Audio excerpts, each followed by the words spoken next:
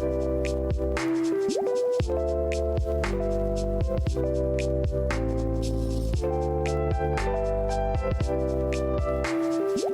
everyone, and welcome to another episode of Door to Door Gaming, a place where three mailmen talk about kind of whatever they want, but also specifically pertaining to video games.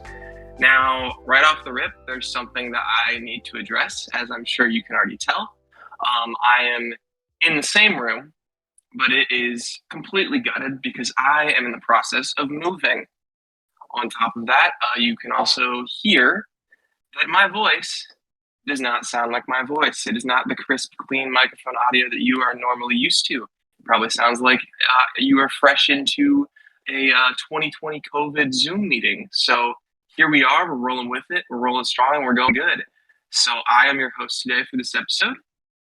And my name is Daulton. If you're for some reason tuning in on our most recent episode and not one of the previous ones, start with the first ones, work our way up and see how this has evolved into the chaotic shit show that it has become.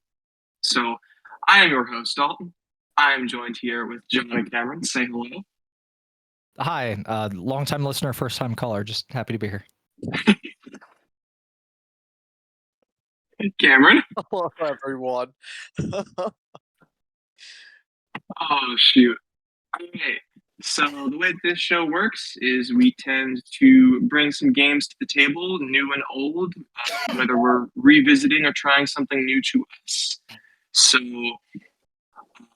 this week, we've got some stuff on the table, and we're going to talk about some cool shit. But first, we have a really fun email that I shall read because it is amusing. John, can you provide some context here? Because you sent it to me and I read it and I was like, what's happening? So, since we've asked for 5 episodes and 2 bonuses, begged even, for people to send us emails, and the only ones that have are like the people that actually know about the project, we're turning to more, what's the phrase? We're begging, measures. like, yeah, we're scraping the bottom of the barrel. So I sent Daulton a something from the junk mail folder for the Door to Door Gaming Podcast email account. So Daulton's gonna read us our very first non-affiliated email. Right. So here we have, "Hey Door," which is a great start to the line. Just "Hey Door." Hey, door. Yeah, that's how it starts. Okay. All right, here we go. I'm just jumping straight in. "Hey Door, I've seen you around on Instagram and had to reach out. I really love how your podcast brings a variety of games, new and old, with a rotating cast of hosts. It's so engaging and entertaining! Exclamation point. Should I read out these ads? Am I allowed to dox us? Yeah, it's already on the public profile. Okay. I tried to get yours added, but you didn't want to fucking respond, so it's just me and Cameron on the Instagram page. Oh, shoot. Okay. At John_Watkins_RTS and at one, the number, _trick, _pony, spelled PON3, which is just Cameron. And then I'm not going to put mine in because, dear God, the cool dynamic to the mix. However, your engagement is lower than it should be. We've seen similar accounts to yours crushing it in social media. We specialize in growing Instagram accounts with real followers, no fake followers or bots. An increase in your organic followers will result in more likes, comments, story views, DMs, and exposure in your local area. I believe that we can help you achieve your goal of expanding your podcast's reach and building a strong community. I've prepared a partnership proposal for you to review here. Insert hyperlink. Let me know if you have any questions. Best regards. I'm not going to read the name just because That was weird. like that was written by an AI bot. Like, that's terrible. You know, our engagement wouldn't be so low if we had emails.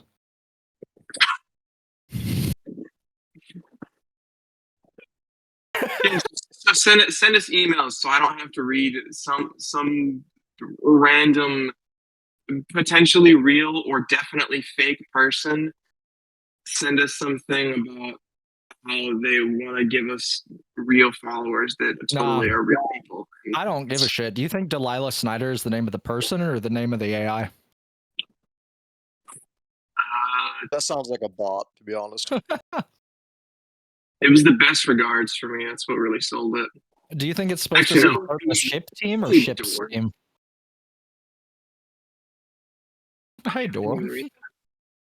Hi, Dor. Hey, Dor. I did see is that. really what sold it for I got to hey Door and I was like, this is AI. me. So yeah, send us some emails because that would be fun, and we genuinely would actually like to. We're past the joke. We genuinely would like to interact with people who listen and find interest in the words that we say and enjoy the topics that we choose to talk about. So send us emails or just send us stuff. I know we also have socials too, so contact us on socials if you want. Reach out, Yep. say hello, give us props, suggestions, kudos, whatever. Doesn't matter. We don't give a shit. Absolutely. We've had a couple of comments on Instagram and a couple of comments on YouTube, and genuinely, I know that like I'm like the mastermind of this whole project, so I take care of that side of stuff. The couple of comments that we have had have like genuinely warmed my heart, even though they're typically the couple that we've had is mostly like, hey, it's real cool. I like that. It's awesome seeing that kind of shit. So yeah, for sure. It's Send good. something in. It's like one of the biggest things that I want to do is engage with the people that listen. So Oh, yeah. Yeah, I agree. Interacting with people, especially new people, is always really fun with stuff like this. So, right. So yeah, thoughts on our fun email, Cameron? Do what now? So the quality of your audio is a little hard to understand sometimes. I said thoughts on our email, Cameron. Yeah, like that part where she said, we specialize in growing Instagram accounts. That really touched me, man. Yeah, that was truly the icing on the cake. Did you reply to that email, John? Because I feel No. like we need to grow our fan base even more organically, mind you, not with bots. Shit. All right. God damn it. All right. That was our email. Great stuff. That's really cool. Now that we're past that, I don't know why I went in this order. How we doing? Awesome. I Doing am doing pretty good. I feel less stressed now that it's the end of this week. For those who if everything goes to plan, the 3 or 2 or none of us you that actually listen to our podcast, if you listen on Monday and this is out, congratulations, I did everything right. We are recording this 30 hours before it's supposed to go up, which doesn't sound like a lot to anybody who actually listens to podcasts on the regular, because normally the turnaround time is like 24 hours. However, I'm just a regular dude with regular hobbies and a regular full-time fucking job, and we normally have a week's worth of leeway for our episodes. But as was said, Daulton's in the process of moving with his empty cave behind him. For anybody that does, in the off chance, that works for the post office that listens to this, a couple weeks ago I had a special inspection on my route, and if you know what that means, boy, was that fun. We had a heat wave already this year, and I was at the Union Hall for 3 days this past week, which you would think would be, ooh, that's nice, air conditioning, but it was death by PowerPoint in a ass load of paperwork. So first time in about 3 weeks that I've been stress-free is right fucking now. So that's why this whole episode's a fucking mess. That's all right. Cameron, how are you doing? I'm doing fine. But I'm always stressed out. Like, that's just... If I'm not stressed out, there's something wrong. That's why I love video games. That is an interesting motto to live by. If I'm not stressed out. Your mantra is, I gravitate towards stress. The opposite of stress-free, stress-fulfilled. Cameron says, so like a lot of people say, I always sing like, oh my god, my customers have to like either be annoyed of me or love me, because I'm the worst. Dude, I'm the worst. If I'm not singing, like just passively or humming something, something's wrong. Cameron's apparently the opposite. If Cameron is singing, Hide. Run. If Cameron is singing, put your hand on his shoulder, and you know I've always been good to you, right? You still like me, right? We're still friends. We're still friends, right? I trust you with my life. Don't make me regret it. Oh God. Yeah. It's been a very stressful couple weeks, but I hope it's all coming to a close. And that's the great thing about video games and video game adjacent things. They help relieve stress, and that's what draws us to this podcast, and one of the reasons we all get along so well. So Yeah. Cool. Last week, or last episode, last normal episode. You just clipped so fucking hard. Last normal episode, we did a thing where we rolled a dice for a topic. Yes. And so now I'm going to force this transition, and we are going to talk about said topic.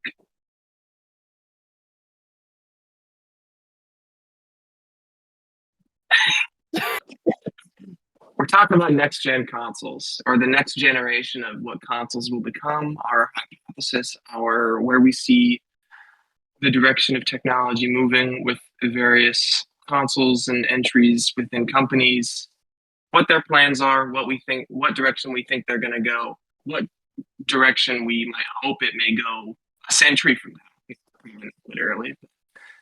What the future looks like, what we think it's all going to turn into. Jazz. Fair enough. I mean, the new Switch is getting ready to come out, right? Switch. Is it the Switch 2? What the fuck are they calling it? Did they actually call it Switch 2? I think has it been the announced officially? Put Switch 3. That's no, you skipped one. Yeah, no, I think Nintendo with the Switch especially kind of hit their sweet spot finally. So I think we've touched on in at least one past episode how Nintendo has always been the king, for better or for worse, of innovation with things. They've always lagged behind in the popularity contest, with the exception of the first Wii. But when something works for Nintendo, they always purposefully trash it and try something new in the next go around, right? The big exception being the Wii to the Wii U. Because the Wii U, the way it was marketed, it was a fucking disaster. It was marketed in a way that made most people think that it was just like an addition or an extra peripheral to the Wii, which is why it failed so fucking hard, right? You have a Wii that's been out for X number of years, and the next Xbox and the next PlayStation is already been announced and it's getting ready to come out. Nintendo's like, oh, the Wii U, it has a pad with a screen on it and what looks like a Wii in the background, and people go, I don't really need that. I'll just wait for the next Nintendo thing. Well, that was the next Nintendo thing. This is the first time Nintendo is like sticking to their guns and doubling down on like, this worked perfectly, so we're going to do it for the next iteration. It'll just be better. You know, better processor, probably better storage, better screen, all that fun stuff. And what I've noticed is with the Switch specifically, the reason that they got to that is because the Switch includes, or it includes in one form or another, literally everything that they've ever done from their past. So it's kind of hard to come up with something different to replace it. You know what I mean? Yeah, that was definitely I'm looking at not saying that concept photos for the Switch 2 right now, and anytime that you look at this kind of stuff, there's always like a few images that are just complete outliers. Oh, like the UFO boomerang that was the PlayStation 4 or whatever. the Xbox 720 that was just a Yeah. sphere. Yeah. Now I will say a couple things, at least about Nintendo. Is like all of their other consoles were when I say gimmicky, I don't mean that like in a bad way, but like they obviously had something to them that kind of made them stand out from literally every other console that's ever been around. Right. Um, and I would almost say that was them like testing stuff just to see like Yeah. what would be a good thing to have on a console. And all of the consoles that they've had kind of combined to make the Mhm. Switch, which is really cool. Yeah. And You take the Wii nunchucks and incorporate them into the Joy Cons. The Switch itself is a Wii U gamepad with detachable controllers. Um, you it's got portable. It's literally like the Game Boy. I mean, mhm. you The know, only it's thing that it brought to the table that was itself innovative was it switching between handheld and the big screen. Which even with things like the Steam Deck and a lot of the ROG Ally and a lot of the larger gaming portables, the Switch is still the only one that does it so seamlessly. You dock it and it just immediately shoots over to the screen. now that being said, with the way that the Switch, the original Switch, I should say, came out, it's kind of weird how they went about making upgrades to it because like obviously you have the Switch OLED and like Mhm, the mhm. screen's a little bigger and they added like an actual Ethernet port, which that should have Did been they? standard. Yes, yeah, Oh, on the dock. Okay, on the yeah, dock, Yeah, for the yes. dock. I gotcha. And that should have been a standard thing that came with the Switch Right, right, anyway. I don't know why that's like, hey, we have a we, we have an Ethernet jack now. right. It's Yeah, like, that's fair. but Yeah, no, the Switch is definitely. I don't, and I think that's why the Switch 2, at least, I mean, there's some specs that have been released for it, but a lot of the stuff is like, you can just look at it and tell that there's not much different. The screen, it may be a bit bigger. It may come with like Hall effect joysticks, standard or something like that. Larger storage, faster processor, larger memory, like a lot of the things that you get from like next gen graphics cards and stuff like that. It's always going to be the same stuff, just a little bit better. Very rarely do you get big changes in the PC side of things like ray tracing and all that fun stuff. That's like a once in a decade kind of change, but the hardware for the most part, I mean, we went from VGA for decades to HDMI to decades and then DisplayPort. You know what I mean? Like the hardware hasn't changed a whole lot because it's good. There's nothing really to improve upon. It's all software based. So, Right. but I guess from my viewpoint, because we're getting to the point where consoles by themselves are pretty low level budget mhm. PCs. Yeah, yeah, I'm thinking like within the near future, um, we're just going to be buying PCs. I that's mean, fair. like, Close to it. like I don't really think there's going to be consoles anymore. It'll just be like, hey, buy this, Well, and we will give you upgraded parts as we so that progress. segues me into the Xbox side of things pretty smoothly. You guys are the PlayStation side of things pretty heavily. I can't really comment on what Sony's doing, but Microsoft, a couple episodes ago, I think I talked about the big scare that Microsoft made with their cross-platform stuff. Like, oh, our Yes, exclusives are going cross-platform, and everybody's like, Halo's going to Sony. No, it's not fucking Halo's going to Sony. Calm down. But what they're pretty open about is they want Xbox on every screen. And the only way to really do that, there is in a way that they're already experimenting with hard and is really successful, and that is through Games Pass, cloud gaming. Um, a lot of people, I mean, especially like it just is in as short of a time as like 2 or 3 years ago, people like laughed at the idea of cloud gaming because you had like Google Stadia was supposed to be a cloud gaming service. There's been a couple other ones. Nvidia Shield has been a gaming or a cloud service for a hot minute, even though it's traditionally been like you stream your games from your PC to wherever the hell you are on this screen through the cloud. Um,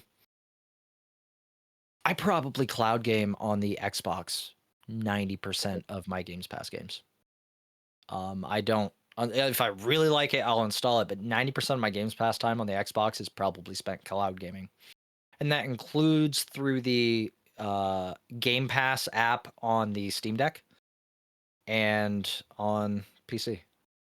Like, there will always be an Xbox console, but physical media is dying at a rapid rate.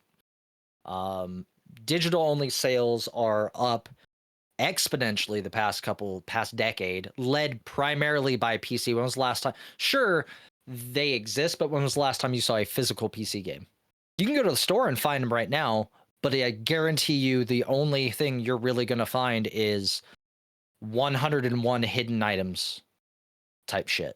You know what I mean? And even that's going to be a code. You're going to open the box and it's going to be a code. So that's being led hard by primarily the Steam community, with like GOG and stuff like that. But almost the entirety of the PC gaming community has something else that they will also game on, which is what's leading that charge. I have not bought a physical game for the Xbox or the PlayStation in like 3 years. Same, yeah. Primarily because of Games Pass, but also because of Games Pass, if I have purchased a game, just grab it off the storefront. And then it goes into my owned category. Like Cameron was talking about his own. How many games are roughly in your owned category on the Xbox? It's like 2,000 or something like that. Yeah, it's a high number. Yeah, It's a high so number. the next, I don't know what's going to happen with the next Xbox console, but like Daulton mentioned a little bit ago, like into the future, Xbox's ideal is to have Xbox on every screen. That is a quote from Phil Spencer at Microsoft. They are going to invest hard on the cloud gaming side of things with apps. I think I've mentioned it a hot minute ago that I walked in and saw our 5-year-old or 6-year-old playing Halo Infinite, or yeah, I think it was Halo Infinite through the gaming service on mom's phone with an Xbox controller hooked up through Bluetooth to the phone, like this on the couch. Blows my mind. Where was this shit when I was a kid?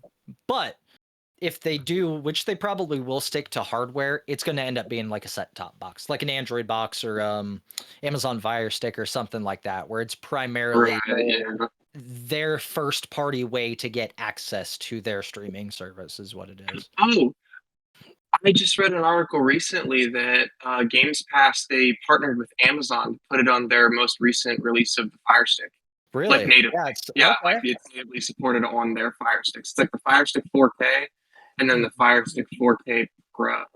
Did that just do that right now? Did that really just do that? Do it again. Yeah, iPhone has like a smart thing where you can use emotes with your screen. No. And we are pausing this podcast right fucking now. Can you do a thumbs down? I think so. Pretty sure. No. Tim Cook doesn't want you to thumbs down anything. I think it works. I'm sorry. I'm sorry. I'm There Tim it Cook. goes. There it is. Yeah. Hey. Yeah, it's like a goofy. It's like a. I think it's like a goofy, like smart device thing that they have with their cameras now. I don't know. At least it's not like my DSLR what has been in the past couple episodes where it keeps like throwing a square around my face because I finally got that shut off. That was a pain in the ass. But I was trying to focus on something. Yeah. Anyway, what are your guys' thoughts on Xbox then with that, or even transition into the PlayStation side of things? I think let me my full rundown. Okay. I think PlayStation is in a comfortable spot, and I think that they are probably assuming that Xbox investing into cloud gaming might be a fruitless endeavor. Okay. So I think what's going to happen is I think that Sony is probably going to just stick with what they've been doing because what they're doing is working.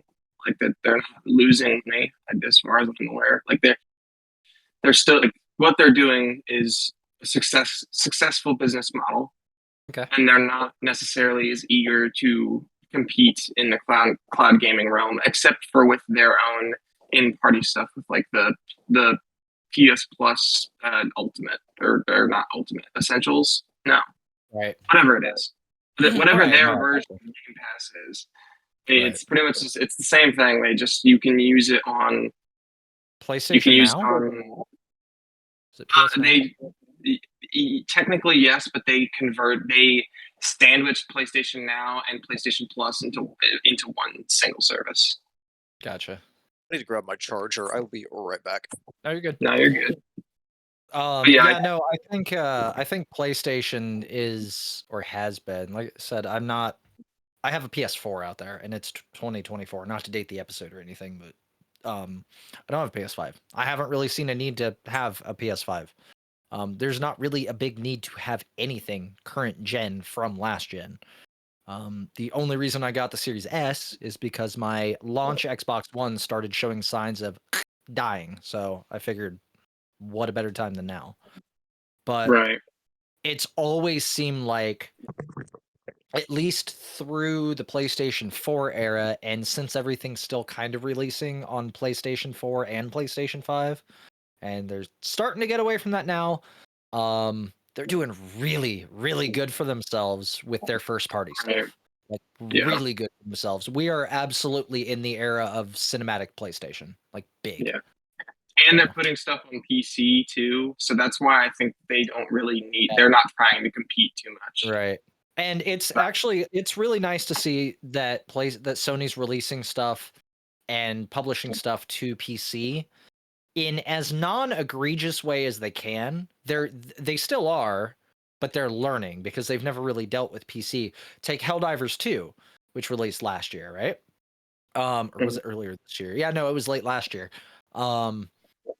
They were going to. We never covered this on the podcast, but there was a moment where the developers of Helldivers 2, who I can't remember off the top of my head, came out and said that, hey, the first X number of months have been awesome. We've worked through server issues, but now that everything's up and running properly, to get the system running where it's supposed to be, you have to link a PlayStation Network account, or you will not be able to play. And there's a big backlash, obviously. It's PC gamers. We don't like using anything other than our launcher of choice to begin with, let alone a whole nother fucking network that's going to tie us to something that we may not ever buy. And they were who is it? Who made Helldivers? Is it Arrowhead? That sounds right. Yeah, it does sound right, does it? Arrowhead. Arrowhead Games came out and they were like, listen, we understand. However, we are being told, because you remember, Arrowhead doesn't own the servers. It's a Microsoft published, or it's a Sony published thing. Sony was running, buying a bunch of the stuff, or giving Arrowhead a bunch of the stuff to use. They're like, Sony's telling us that it has to work this way. Like, it's their stuff. They're pushing it on us. We're sorry. It's just how it's going to be. Helldivers 2 got review bombed so bad that it became one of the worst rated games of all time. That's crazy, because there for a while it was like top of the charts. Well, so how do I explain this without looking up the numbers? I'm going to be vague and I'm going to be wrong, but I'm going to hold some journalistic integrity while I do it, because the spirit is absolutely accurate. Helldivers 2 was, like you said, at the top of the charts for a hot minute. So let's say it got 500,000 overwhelmingly positive reviews on Steam. Okay? When they announced that, it got hit with 450,000 negative reviews, putting it at the lowest reviewed game of all time ever. And Sony heard that big. Sony came out and was like, we fucked up. We understand now. We're not going to force you guys to do this. We're rescinding it. We're changing how the servers are going to work. And as of right now, because the community for Helldivers, as we've discussed before, and if you were a gamer through the era, the Helldivers community is like super fucking tight knit and super cool. As of right now, they worked on repairing the damage that they had done through the review bombing, because the review bomb was only there to send a very specific message. So they started positive review bombing the game after Sony made the change. And now we're back into the mostly positive with 649,000 reviews that are positive. Think about that. 649,000 current positive reviews only makes it mostly positive. So how bad was the review bomb? So Sony's moving into the PC side of things, but they're learning and they're being open and honest when they fuck up. And that I love that. I transitioned to an Xbox fanboy like a long time ago with Halo and everything, but I remember my roots from PlayStation, and I've always been super proud of what they've done with stuff like that. So I have no doubts that they're going to make the right decisions going into the future. I just kind of worry about what they're going to do with the hardware side of things at some point. You know what I mean? Well, like I had mentioned at some point, and they're kind of doing it now. Well, it's older technology that's being refurbished into newer ideas. Because you remember like memory cards that you needed to like save your games on, like on the Yeah.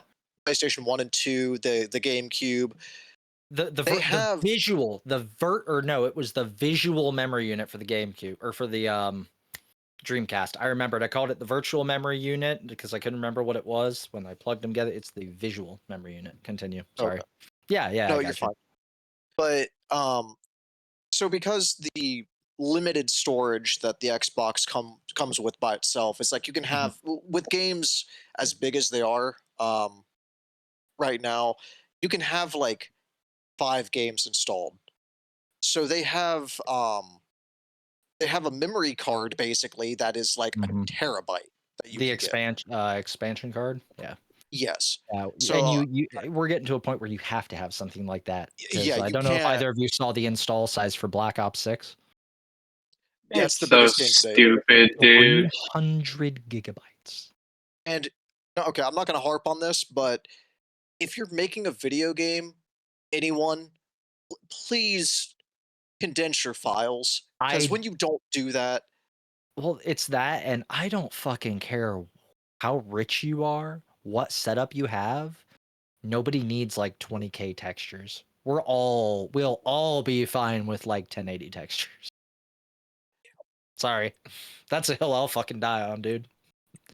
well, that it's like they're doing this on purpose. They're like, oh, we're gonna make it so big that's the only game you can have There's installed. I was talking to somebody about this, and of course we're getting away from the topic, so I apologize, but this is wild. I was talking to somebody about this the other day on my route actually, because they're huge fucking like they listen to our podcast, they're a fucking game nut. There's absolutely becoming a marketing aspect to the size of games. Like we are living in a world, sure, where I could hop on Amazon right now and grab an 8 terabyte hard drive for like $50 for my computer. Can't do that with the console, right? If you're lucky, your console came with a terabyte of storage. If you're unlucky and you just got like me, like the S model of the Xbox, you get 250 or maybe 500 gigabytes, right? And How even many games having can you actually install? I'll tell you right now, I have Fallout 4. Let me run through. I have Fallout 4, which is like 60 gigabytes compared to its like 20 when it came out. World of Tanks is on there, which is 80 gigabytes. I currently have fucking World Lord. of Tanks. Fuck yeah. Have you ever played World of Tanks? Dude. Yeah, I don't like it. It's not for me. Nah, I fucking love World of Tanks. Fair enough. There's like one other game, Manor Lord. No, not Manor Lords. You and I were talking about it not too long ago, Cameron, because it's the same name of another game from like 5 or 6 years ago. Yeah, I think you remember what I'm talking about, but it's like 50 gigs, and past that, there's no fucking space on my Xbox. So what do I have? I have like family party game that's a gigabyte, family party game that's a gigabyte, cutesy game that's a gigabyte, farm sims on there that's like 10 gigabytes. Like, I want to play COD 6 or Black Ops 6, but I don't want to fucking delete all of my games just to play Blops, dude. It's On the plus side, it's on Game Pass, so you'll just be able to cloud stream it. I'll try, yeah, cloud stream. It's fine. See. and here's another thing that that kind of I'll gripe about it if you want me to. Yeah, go ahead. So I Right away. have an external hard drive that I have plugged into my Xbox too. Any of the newer games I cannot install on that because it cannot transfer the data quick enough from the hard drive to the Xbox. The only way you can get around that is with the expansion card because that connects directly to the motherboard of the Xbox, which is annoying because I have like 50 games on that external hard drive, but I can't put any more on. And I still have space on it, but I can't put any new games on it. Right. Yeah. It's so unnecessary the size that games are getting, man. Especially when you talk to somebody like me who's a data hoarder. Like, I won't even I've gone into the whole emulation thing before. I'll spare you guys, but it's stupid. It's so dumb. If you want to listen to that, that's like 2 episodes ago. Go listen to it. We ready to talk about some games? Because Yeah. I got a couple games I can talk about. I got 2 games that I will talk about. So Daulton, how many games do you have? So, as we discussed before, it's been a busy time recently, and I have been trying to figure out a lot of formality things and logistical situations of my own. So, I did not bring a game. I will say I have been, well, not recently, but I'm not going to get into that wormhole because my internet, as this current call has probably shown, is not super cool. Not the point. Prior to my internet shitting itself, I've been playing a lot of Destiny still, as per usual, and I got into the final shape and their new expansion, and just been playing that as much as I'm able. But I also have not played a lot of games, so I unfortunately do not have a game to talk about. But that is why I am the host this week. That is completely fair. And also in fairly similar news to Daulton moving, Daulton will only be dealing, of course, we record this digitally, virtually from a distance, but Daulton is transferring post offices. I am. Yes. Very soon. He already has his date and he will no longer be at our station. So congratulations to that. I no longer have a sub anymore.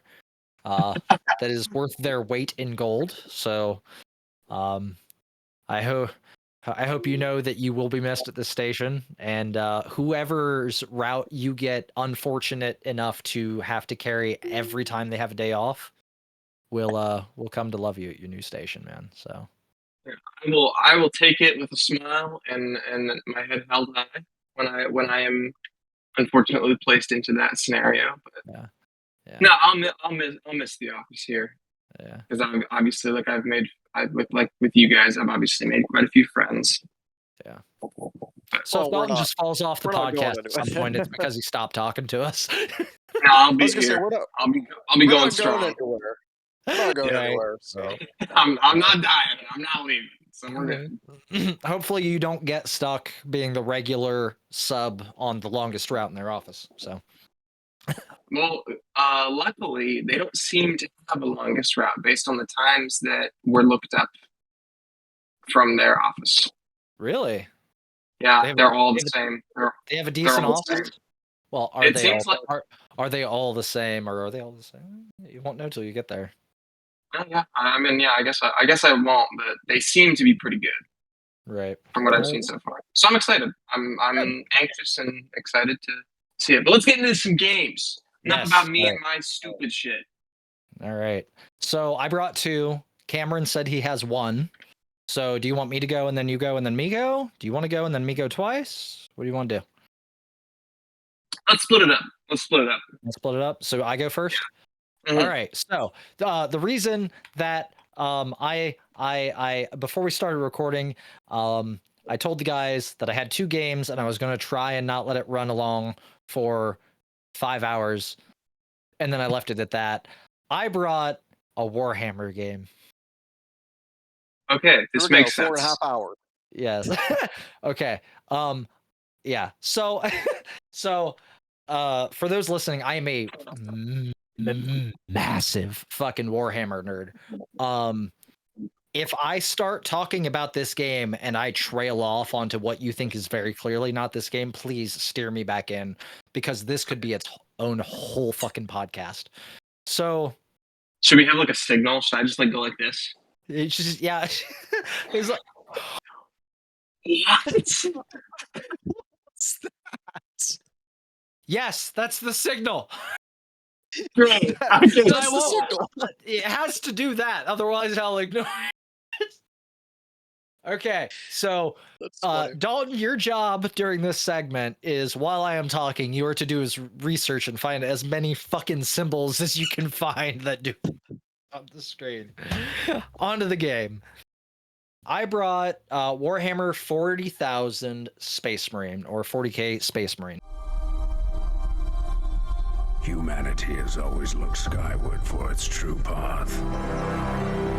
We stood at the edge of destruction and would have fallen. It was released in 2011 by THQ Nordic, I believe, for the Xbox 360, PlayStation 3, and Windows. I played it on the Xbox 360 on my my modded 360 out in the living room. Game's been around obviously for a hot minute, well over, it's like 13 years. I've seen it, never played it. Little bit of background. Warhammer 40k is what's called a grimdark future, and essentially the entire all of existence is death, destruction, and mayhem. It takes place in, shocker, the year 40,000, or the 40th millennium, if I'm doing the math right. I'm probably wrong on that. Space Marine follows a Space Marine, shocker, by the name, I did not finish this game, I'm sorry. I got to the last level, and then mayhem erupted at the office with my inspection, so I don't know how the game ends, so we're just gonna go with that. So no, not too many spoilers, but the game follows, what the hell's his name? I have it up. Why am I missing it? Shit. We're off to a good start. Fucking Demetrian Titus. It follows Titus, Commander Titus, and during the orc invasion on the planet of Graia, which is a weaponry planet for the Imperium of Man. Now, when I say weaponry planet, a little bit of lore. In 40k, humanity controls over 1 million worlds, and each world is populated by trillions of people. Essentially, all of humanity is like, it's essentially slaves. And a weapons manufactorum means that the entire planet is essentially one giant weapons factory.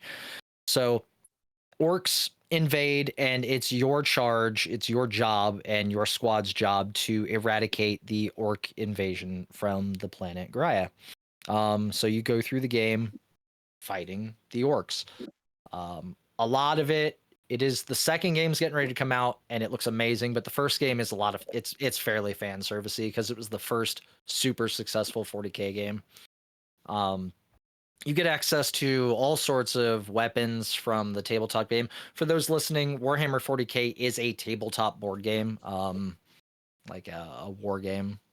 So there's a lot of fan service going on. You get access to all sorts of weapons from the tabletop game and stuff like that. Super cool game. Very fucking bloody. The plot isn't too deep. It's pretty much what I just described.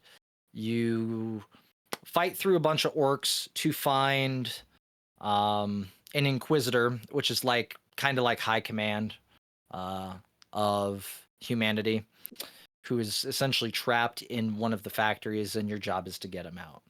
Well, it turns out he betrays your ass towards the end of the game because he's corrupted, and then I'm assuming you have to fight him because that's the last level that I haven't quite got to yet.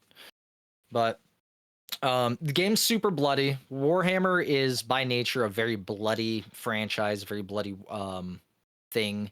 So one of my favorite things is you always have access to your melee weapon, which is a variety of things in this game. It's a chain sword, which is just what it sounds like. It's a chainsaw and a sword. There's a battle axe, and there's a warhammer. And melee. What is it? What happened? I see what you did there. Oh, ha Warhammer. Ha. Melee is very bloody. There's a lot of dismemberments, and to get into the viscera with this, the way you heal and regain health is by executing somebody in melee. So it's a very it's hack and slashy, pretty heavy. Like a same as like the mechanic for Doom. Like that. Yes. Yeah. Actually, yeah, no, it's very much like that. Think New Doom, but third person over the shoulder and like 10 years earlier. That's kind of what you're getting into. Instead of demons, it's orcs. So, yeah, I mean, there's not too much to the game. It's a very popular game. It's very, very beloved among the Warhammer community. But honestly, it's an end, mid 2000 or early 2000, early 2010s shooter. So the story isn't super deep. It's more gameplay and viscera kind of thing. It's more about the feeling of just playing, kind of like old school Gears of War. Like the story was there, but like just the gameplay was very guttural and just felt good to play. It's a lot like that. I don't really have too much to talk about with the game specifically. I'm trying very hard not to like define everything that I'm fucking saying on the side, because that's the part that you can just go on for hours. But yeah, if you're interested in it, ask questions, look it up. It's, even if you're not a Warhammer fan or know too much about it, it's genuinely just a fun play. So yeah. So and I don't have gameplay because, like I said, apparently for me and Daulton, life exploded, and yeah, here's a nice little like warpy wallpaper for everybody to stare at. Yeah, just a little bit. I got you. So two things. Yes. At my last job, I had a buddy who pretty regularly, not so much now, but pretty regularly, got together and played a bunch of different tabletop games. Okay. One of them being Warhammer. Okay. And he's pretty knowledgeable about it. I'm not going to say he knows everything, because there's Right. obviously a lot to know. But I asked him to explain to me like the main premise of the story so far. Everything is death. Well, yes, but like I was wanting some actual details. Okay. And he sat down with me for like 2.5 hours explaining to me some lore. So yeah, Damn. that was cool. If anybody Yeah, knows the meme from, I think it's from, is it from Parks and Recreation? The one where the guy has the string board behind him and he's got the cigarette and he's all like this. And yeah, that's what it was like basically. playing Warhammer, like not just like surface level, but if somebody says, "Tell me everything you know," that is that meme, like hard. But another thing that I was going to mention, would you guys consider playing a tabletop game for an episode? I'll play. Y'all, Yeah. y'all want to play? Y'all want to play Warhammer? Maybe not Warhammer. I know nothing about Warhammer, but I have over $4,000 in plastic out in the barn right now in a display case because I have a Warhammer problem.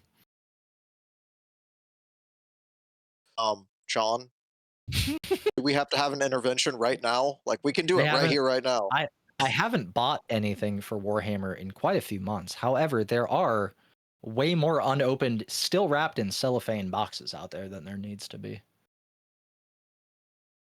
Yeah, John, that's still a problem. Oh, shit. Anyway, no, I would be super up for that. Hell yeah. Oh yeah. and I'll let you get back on track with what you're talking about. I just wanted to intervene there for a second.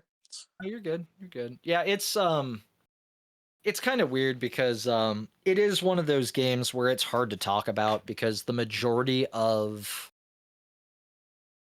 it's not like playing Halo for the first time or something like that, where you get into it and like everything's explained to you and you're just like, oh, like in awe and encompassed by the world building that's going on around you. And I've noticed it very heavily with Warhammer branded games specifically. The world's already fucking there. There's no world building. It's just there. It's very heavily expected that you already know what the fuck you're looking at when you go into the game. So it's real hard to talk about this stuff without like just going off on a side tangent, which is yeah. So Game, yeah. recommend. Oh yeah, I would recommend it, especially since the sequel's coming out. You should look up like they have a first 30 minutes of gameplay trailer for the second one coming out, and like it looks like it's going to be one of those where like I don't even know what Warhammer is, but I want to play this because it looks dope. A lot like probably the first time somebody laid eyes on Halo or Gears. It looks awe encompassing. Yeah. My only knowledge about the Warhammer universe comes through Vermintide. So, Okay, yeah. So that's wild because Vermintide, if I remember correctly, is Warhammer Fantasy. So there's two sides to Warhammer. There's Warhammer 40K, which is grimdark future sci-fi, and then there's Warhammer Fantasy, which is Lord of the Rings essentially. Like it's not Lord of the Rings, but it's like old high fantasy type stuff. Yeah. Vermintide is my only Okay. significant experience with it as well. Yeah. Vermintide was fun. It's been a long time since I played it. It's a wave survival game, right? If I remember correctly, it's like you yes. and like 3 or something. Just like it's like zombies. It's like playing Call of Duty Zombies, but Warhammer. I gotcha. Can I tell our wonderful viewers and you guys my favorite Warhammer joke ever? Go for it. I probably Okay, won't cool. get it, but yeah. Oh no, it requires a little bit of explaining. So I mentioned the orcs are invading. That's really like significant because orcs in 40K, if you want to Google a picture or something like that, they look like a hunched over green orc, like you would imagine, but they're actually made of fungus. They pop up like mushrooms, right? So like if orc dies, they can like reproduce through just growing off of the old orc, which makes them very, very hard to eradicate. A lot of times, if a planet becomes infested at any level with orc, they just destroy the planet. It's called exterminatus. They got a couple different ways of doing it. You can do it through orbital bombardment, but there's also ways to do it just through essentially gassing the whole planet. But so that makes it very hard to kill orcs. There's actually, this isn't the joke, but there's an old 40K joke where if there's a planet and there's Imperial Guardsmen, which are like human soldiers, marching, they're marching in a circle around the planet, shoulder to shoulder, covering every single square foot of the planet, just constantly marching in a circle. Just trillions and trillions and trillions of soldiers just marching in a circle around this planet, shoulder to shoulder from pole to pole. If that were the case, the orc population on that planet would be low.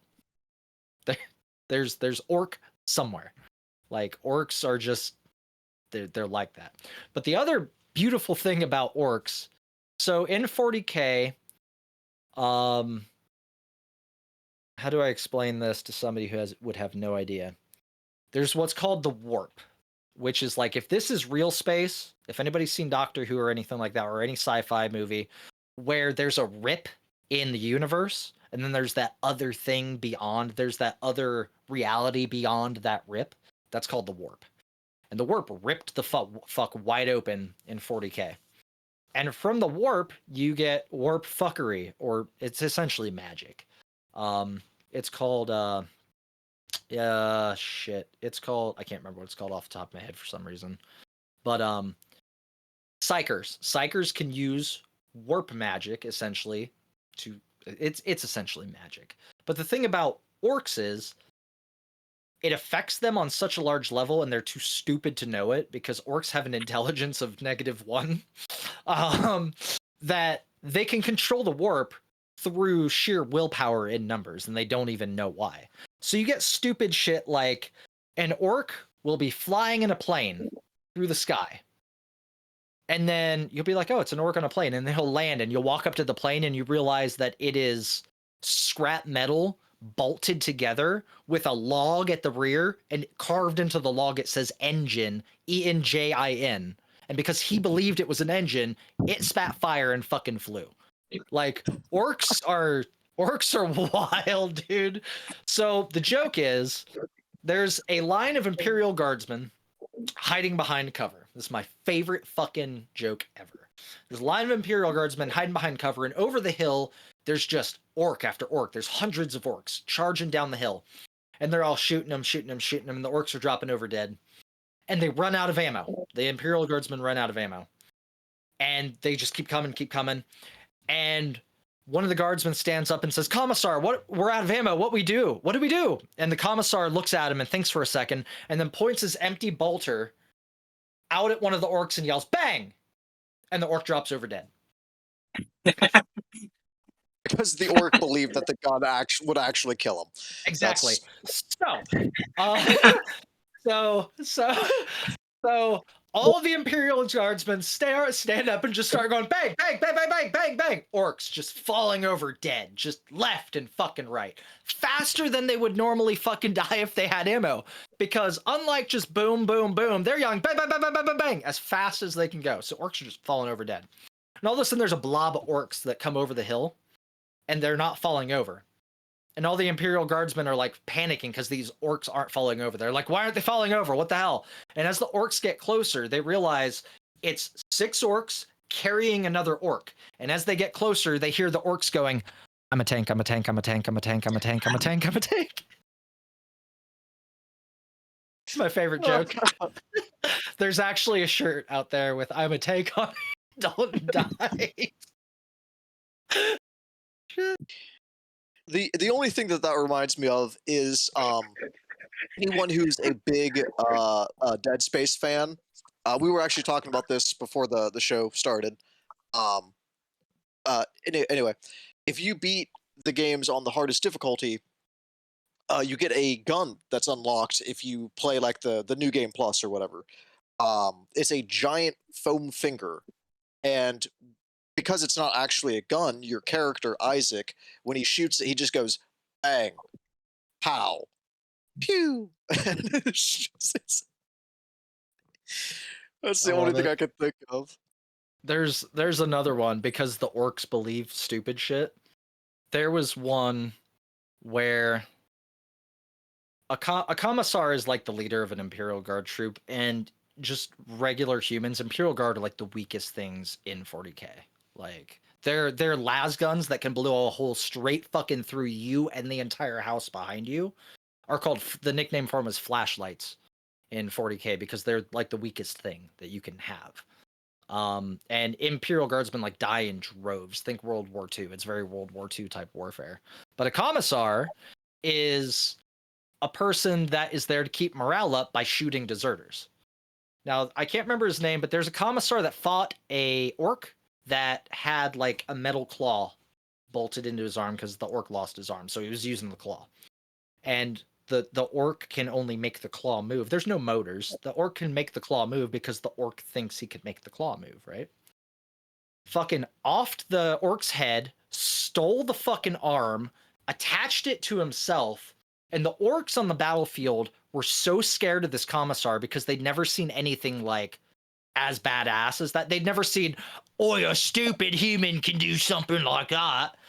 Orcs thrive off of violence. So they were amazed to see this puny human do this thing that, rumors of the orcs, I can't remember, let's call him General fucking Titus from Space Marines, whatever. Let's call him General Titus. So, the orcs were like, I can't believe that human, General Titus, can use that arm. So because the orcs think General Titus can control the arm, General Titus can control the arm.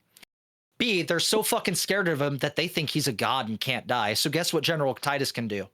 Take a shot to the fucking head and not die. Oh. So Warhammer is wacky as shit, dude. I love it. It's just whatever the orcs think is true. Yeah, but it has to be in numbers. There has to be a number of them that believe it. It's so Orcs are fucking fun, dude. Oh my god. I linked you guys a shirt in chat. But anyway, that is Warhammer 40k Space Marine and Warhammer 40k Space Marine adjacent shit. So that's what I got. Heck yeah. So Cameron, before I keep going. So my game is technically it's a new release of an older game that I played when I was much younger. Uh, I actually have some show and tell because I love this game. Oh, yeah. Um, it's Paper Mario and the Thousand Years Door. Ah, Rogue Port, where a rogue can be a rogue. Not a hero in sight! What? Huh?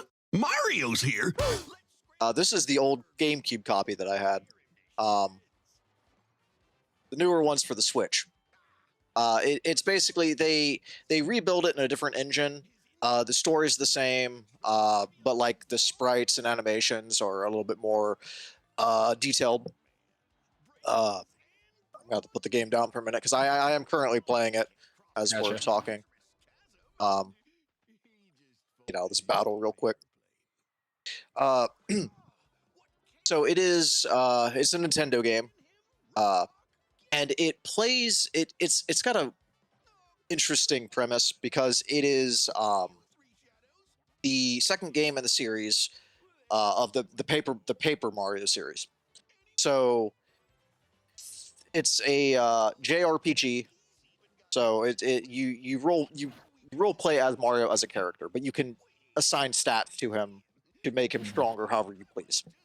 The game plays like every battle that you come into contact with in this game plays like a stage performance. So it's you and one of your companions fighting a group of like another group of enemies, and you each take turns battling each other. You have different abilities, you have different moves, you have special abilities that you unlock as you progress through the game, such as like healing yourself, freezing the enemy team for like so many turns, stuff of that nature. But you have a whole host of lovely companions you can get in this game. Each one has a different ability, obviously. But the game is broken up into chapters, and each chapter you're trying to get these items called the crystal stars, which are what give you the special abilities I was just talking about. So as in every Mario game, Princess Peach is basically captured, and you're trying to figure out what happened to her. She's able to communicate with you from where she's at, and kind of give you directions on where you're supposed to be going.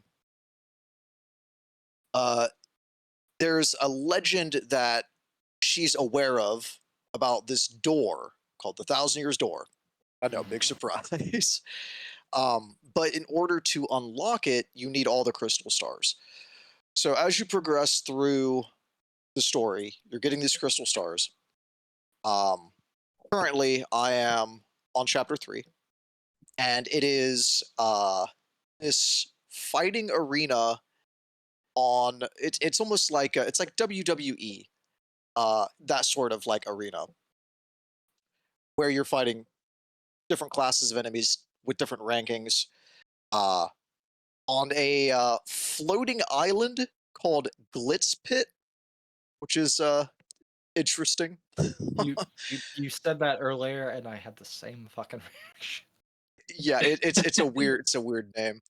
Don't Google it. I mean, nothing bad comes up. It just sounds like you shouldn't Google it. And like the game's been out for a while, so I'm not really gonna say any spoiler warnings because like if you don't know about the series at this point, I don't know what to tell you. That's fair. But once you get all the crystal stars, you unlock the Thousand Years Door, and you go in, and you basically fight this ancient evil demon that's been locked in there for decades. Previously, there was like an entire town built on top of this underground labyrinth where this door resides. That was completely destroyed by her. At some point, the townspeople managed to lock her in there, but the remnants of what the town is completely different from what it was. So obviously, this being lost to time, the rumors of what was locked behind the door ranged from anything from like being being able to make you super powerful or it being a mass amount of wealth. But like I said, you unlock it and you unleash this demon. The demon possesses Princess Peach for like the first portion of that battle. And after you defeat that, she shows her true self, which is a really cool boss encounter.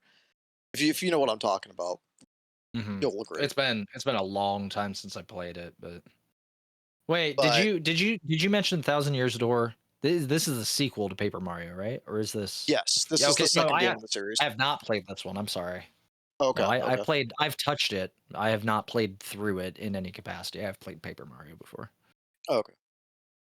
But Don't yeah, you you can went. spoil it. I don't care. I mean that was basically it. Yeah. Was the main boss was what you were striving for. Mhm. Um, let me see. I believe the first one came out in like 2004, if I remember correctly. I will check that real quick. Yeah, July 22nd, 2004. Well, well, hold on. Was it October 11th? It was 2004. But Right. obviously the Japanese and European and North American releases all had different staggered dates.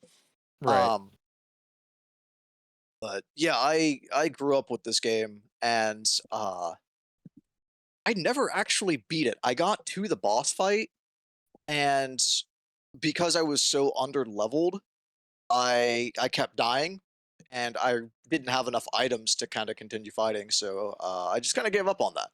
So now with the remake, I am I'm going to beat it. I'm going to beat it. I'm not a stupid child like I once was. I'm preparing for this battle at a It's time. yeah. But I absolutely adore the game. It's very charming and like I said, the new game looks amazing. I know it was getting some mixed reviews, uh, and it doesn't really bother me about it. The pricing was one of the things that people were complaining about because if you live in uh, Europe or the US, you're paying like a full $60 for this remake. Where if you live literally anywhere else, you're paying like $30. Really. So yeah, so the pricing was like drastic for some reason, That's and I weird. don't really think there's a reason for that. Um, at least I couldn't find one. Fair. Yeah. Um, It is. It is. All right. So that's Nintendo. We'll leave it at that. It's if you know, you it's, know. it's, it's it's just Nintendo. It's Nintendo. Um, and then not to get, I don't want to get into this too much because I don't think I have the right to really talk about it. There is a character, at least in the original release, they implied very lightly that the character was trans, Okay. and like that's okay. People, obviously, people are going to be divided about that topic. In the new release of the game, there is no there's no implying. It is like straight up. They completely rewrote the character. That character is trans, Right.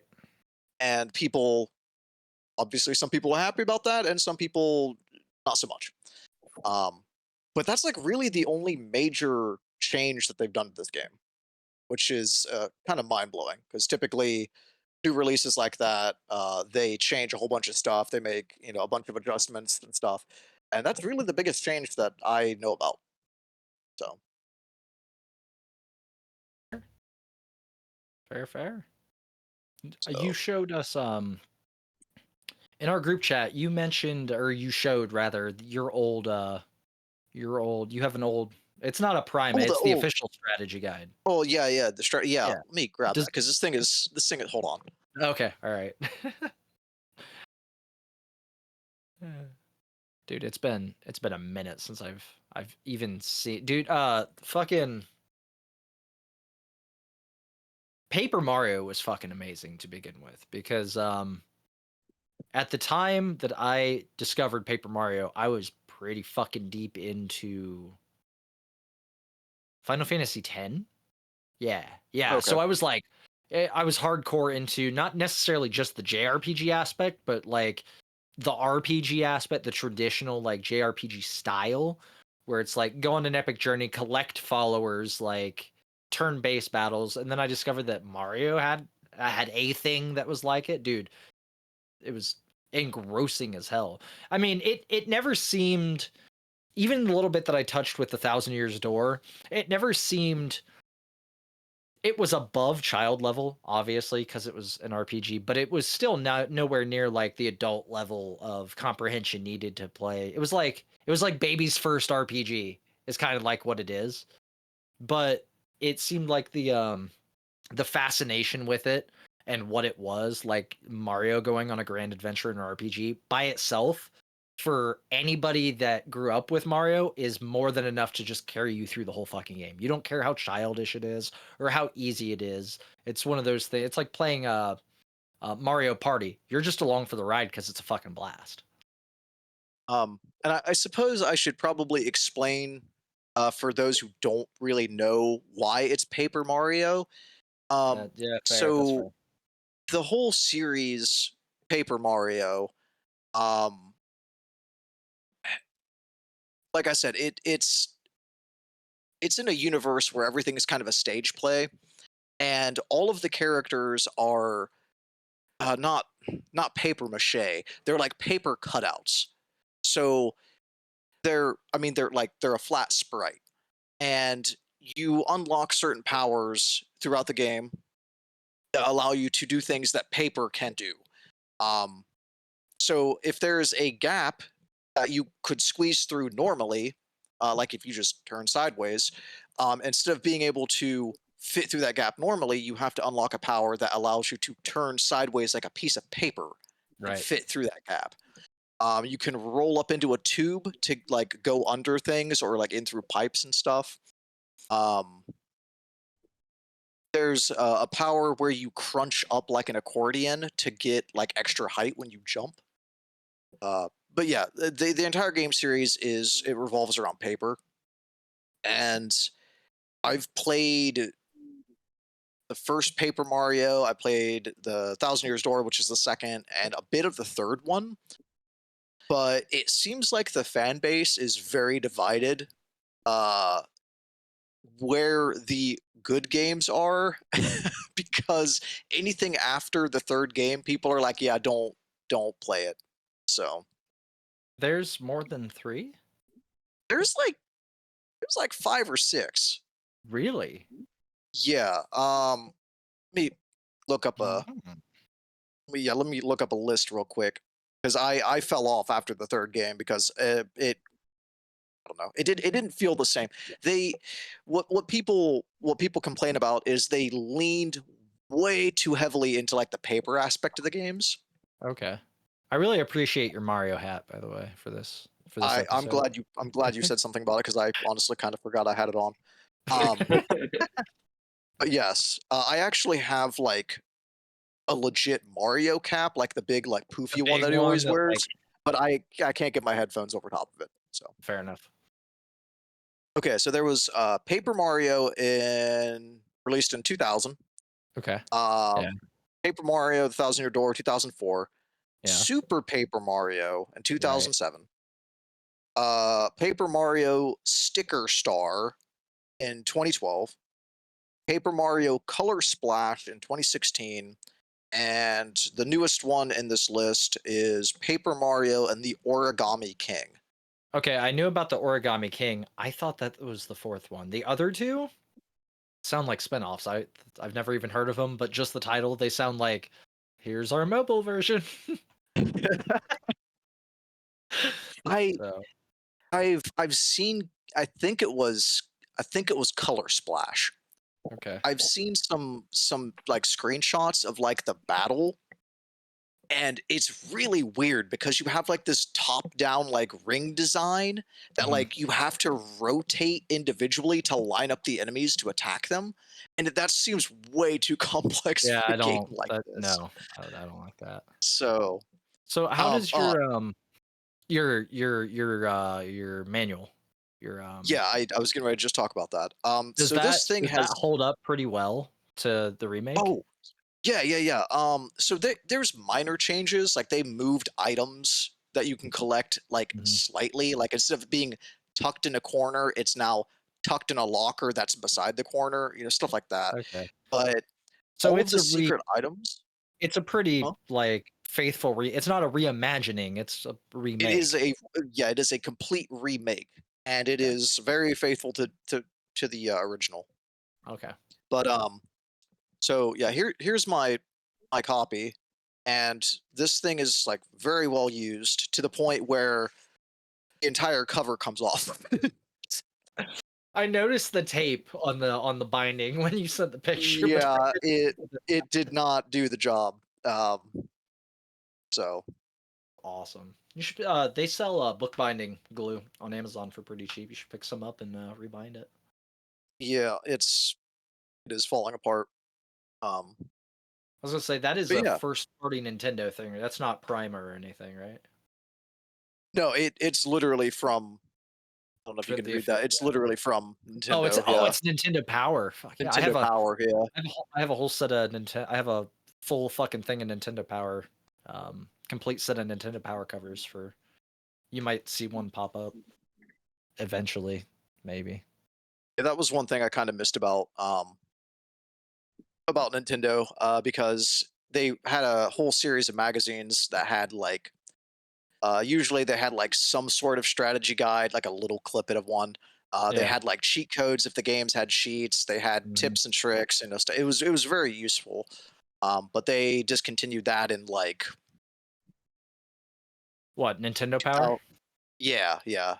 It was like what 2009 maybe a little after that. 2012, volume 285. Wait, is that it? Oh, Nintendo Power, Hey, Battletoads, and Double Dragon. Anyway, Battletoads. Let's go. funny. Oh shit. So yeah, that was my game. If you guys had any questions that I didn't answer, I because I pretty just much kind of asked him glossed over as I the entire went. thing. I want to play What it, was it? but I don't know. Me too. I might. I What all did mean, it come out if on? Is it's just Switch? Just the, I mean, it's obviously just it's Switch, yeah. Switch. Yeah. Okay. Um, I mean, if you have a GameCube, I can loan you this copy. It's just as good. It's just it doesn't look as fancy, I obviously. mean, I don't have a GameCube. Do Guess you you're have a? buying one now. That's the Well, problem. actually, do you have a Wii? Do you have a Nintendo Wii? I have a Wii U. I have a hacked Wii U that has. I'm pretty sure I have both of them on the Wii U. Actually, Because now I think the about it. original the Wii can play GameCube games. Give me 1 second to go through my server because if it's on the server, it's on the Wii U. Oh, you have it on the Wii U. Yeah, if it's on the server, then it's on the SD card in the Wii U. Nintendo, 3DS, DS, Game and Watch, Game Boy Advance, GameCube, Nintendo GameCube.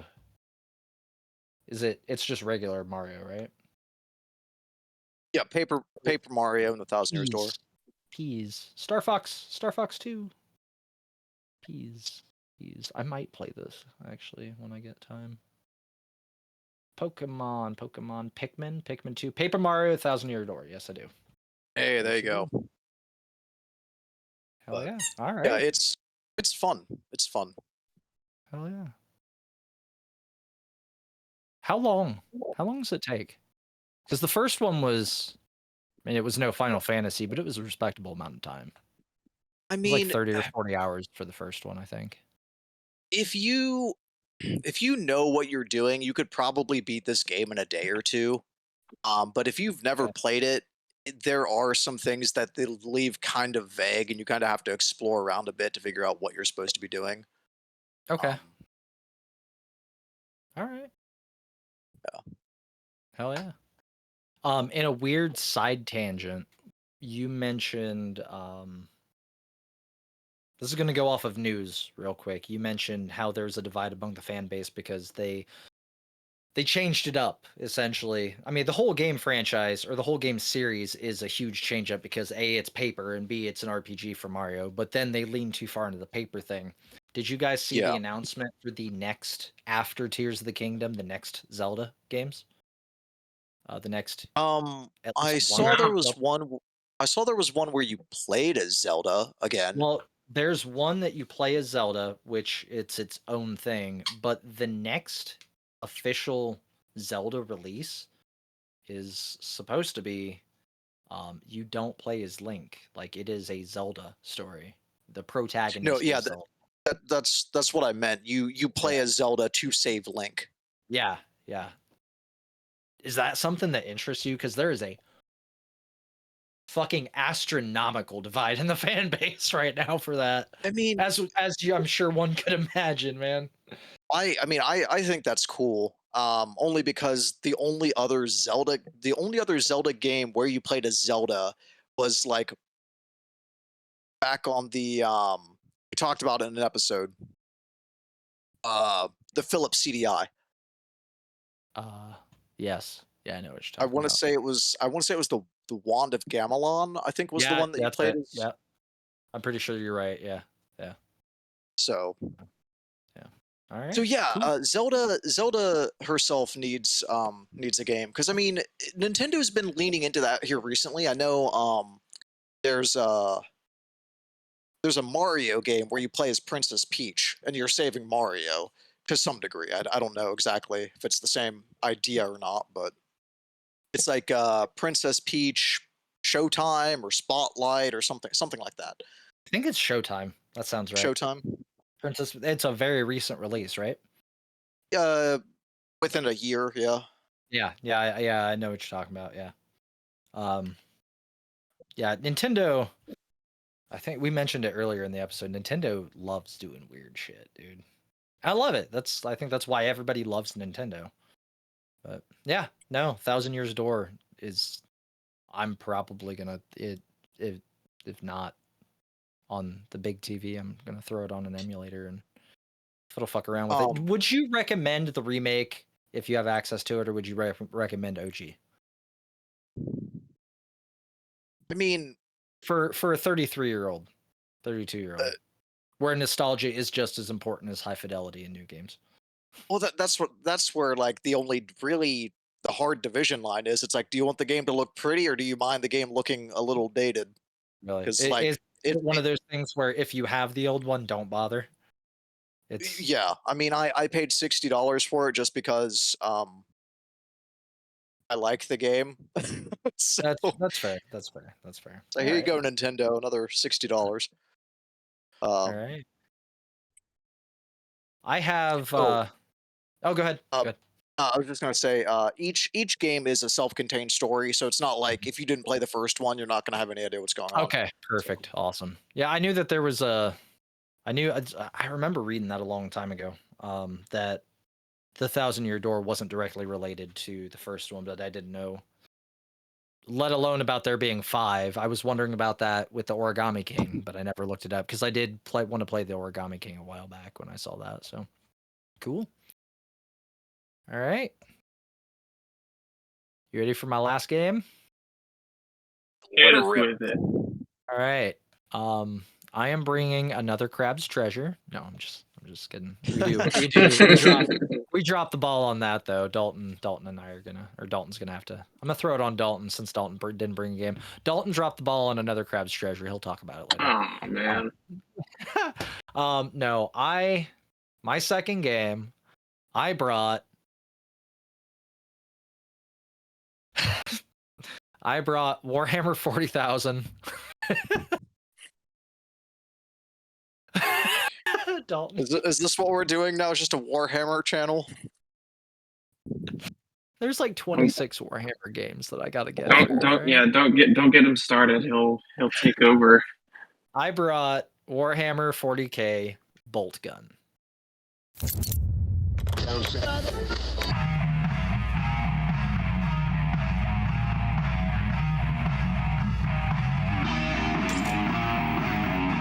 Do either of you know what this is? Nope. Bolt Gun. Hold Okay. on. Is that the first person, like, a 16-bit game that came out a little while back? It's a boomer shooter. I've played that one. Yeah, And it's like OG Doom. Yeah, it is a blast. So Bolt Gun was released by Focus Entertainment and manufactured, developed by Arrock Digital. Anybody want to proofread me on that? AUROCH? Arrock? Arrock? Arrock Digital. We're going with it. It was released last year in 2023 on Microsoft Windows, Nintendo Switch, PlayStation 4, PlayStation 5, Xbox One, Xbox Series S, Xbox Series X, and a canceled Switch. It is a boomer shooter. To those who don't know what a boomer shooter is, Doom, the original Doom, is a boomer shooter. The official, from what I understand, meaning of boomer shooter, because it's a fairly new genre to me, within the past couple years, it kind of got its name. It is a boomer shooter because boomers play it, or played it, or made it, or whatever. It's an old ass fucking first person shooter, i.e., boomer. That makes me sad. I know. When I so I'm 32 or 33. I don't know my own age. I'm not. This isn't a bit. I really don't, off the top of my head. Yes, Daulton. Anyway, I am of the age that when I discovered that this was the name of a whole ass genre and what the games were, I was like, oh, it's because there's a lot of explosions for old people. Yeah, Old this is people why. made it. Old people This is made it. Old why, people played it. It's a boomer shooter. because of your thought process for that, that's exactly why they call it a boomer shooter. Is because they knew that people that can relate to boomers wouldn't know what that means. As a millennial, I'm very offended. I feel attacked. Anyway, so it's a boomer shooter like the OG Doom. It's very pixelated. Everything you play in a 3D space. For those of you who haven't played Doom, I don't know. You play in a 3D space, but the game is made out of sprites. Meaning you are 2D, your gun's 2D, the enemies are 2D, explosive barrels are 2D. Kind of digging into Paper Mario that we just talked about, everything's fucking flat. And when you turn, it turns with you. Everything's a flat sprite. If you're fucking 15 and listening to this for some reason, I don't know how to just explain a sprite to you, but it's old ass technology made by boomers. Go look it up. The game is a fucking blast. Holy shit. I haven't had this much fun playing a game, like just for sheer thrill of playing a game, since like the Doom days. I don't really know how to fucking up that. When you move, it feels like you're sliding around on ice. Everything moves way too fast, and when you try to stop, you just keep going. You're fucking a big ass fucking hero on ice skates with big fucking guns. I don't know how to explain it. The enemies are asininely difficult. You get a chainsword. It's a 40k game, so everything that I said before applies to this one, including for some reason it takes place on the same world of Graia. Anyway. So essentially what happens is you get called for a special mission to investigate chaos on the planet Graia, and you and your other space marines drop in a drop pod, but shit goes sideways, and you're the only one that survived the drop pod. And you start out in true Doom fashion or Castlevania fashion, stuff like that. Or not Castlevania. Oh, what is it? They just had a new series, The New Order and all that fun stuff. Wolfenstein. You start out with like very basic weaponry, pistol, knife, maybe. And as you progress in the levels, not only does shit get harder and you experience harder enemies, you also get access to more badass weapons. Like most games, but it's special to boomer shooters because of the difficulty value involved. Much like in Doom, where you have the red key card, the yellow key card, and the blue key card. You have to find, I believe, skulls in this one to unlock various doors to progress throughout. I mean, imagine Doom. Imagine a repainted Doom. That's essentially what this is. It's very bloody. It's very gory. However, the very fun thing about this game is in the settings. They have two settings. One's for, what is it? It's not gamma, but it's like color gamma, right? So essentially what it is you can change it from 64-bit color to 32-bit color to 16-bit color to 8-bit color to like whatever the fuck is below 8-bit color. Like you can like progress it all the way down to where the color palette for the whole game is just browns and greens. And then you can down res the game in real time from 1080 where it just looks like you're playing, everything's nice and clean and smooth and it looks like you're playing like a modern game, all the way down to like, I think the lowest resolution that you can set the game to in real time is like in the low hundreds, like under 100. So you can just have I really should have recorded this. I really wish I would have. You can have like 16 colors making up the whole game on a square that's like 80 pixels by 100 or 100 pixel or 80 pixels by 100 pixels. And when you move around, you just can't fucking tell what the hell's happening. You see movement, you shoot it. You own You should the get a Cameron. you should get a screenshot of that. Of like let me see if I can. Hold on, Cameron. Do you own this game? I know you've played it, but do you own it? You should Yes, I fire it do. up and go into the settings and look at this because you've probably overlooked it. Now that I think about it, I am going to see if I can find a fucking video of Bolt Gun, and I will credit whoever the hell. Ooh, gotta get my Xbox controller. I will. Okay. I will gladly credit whoever I can find. But this game is absolutely a blast. It's another one of those things where it's like you don't even have to be a Warhammer fan to play it. It's just flat out fun. But to the extreme. It's just it's like playing Doom, dude. There's not much of a story. Which is kind of a theme with 40K. I mean, there's a lot of lore, but it's mostly go kill the thing and use the new guns to kill the thing. But yeah, so yeah, that's I mean, I really want to say more about the game, but there's really not much more to say about the game other than it's really, really, really, really, really fucking fun and everybody should play it. Yeah, without going into more lore. Also, it has one of the dopest trailers I've ever fucking seen for a game. And if you are watching, you've already seen it because it was at the beginning of the segment. So, yeah. So, just okay. So, not that this has anything to do with what you're talking about. Well, sort of does. Okay. So the original Doom was praised as being one of the first 3D games. That is a lie. Yeah. Mm-hmm. So at that point in time, we did not have the technology to render actual 3D objects. So what they did was the technology that they used was a 2D grid that they made the maps on. And then when they rendered it to 3D, it was literally a scan processing where it would render flat objects in different depths to create like a hallway. But Right. that only existed if you were looking at it. If you turned away from it, that no longer existed because of the way the processing worked on computers at the time. So the game is technically a 2D game that is meant to look 3D.